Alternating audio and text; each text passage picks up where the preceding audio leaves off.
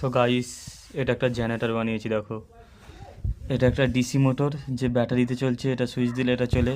এটা একটা AC swing motor. এটা এসি সুইং মোটরটাকে এখান থেকে ঘোরালে এই আউটপুট বের করে প্রায় আমাদের 800-র মতন 800 ভোল্টেজ আউটপুট বের করে। আর আমাদের নর্মাল বোর্ডে যেসব কারেন্ট থাকে সেটা 220 থেকে 240 ভোল্ট, আর এ তৈরি করে 800 ভোল্ট।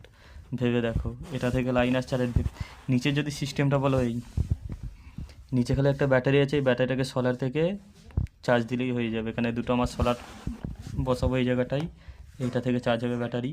এবার তোমাদেরকে আমি ওটা থেকেই লাইটটা জ্বালিয়ে দেখাই দেখো। সো গাইস দেখো, এই দুটো তার এখানে দিলাম,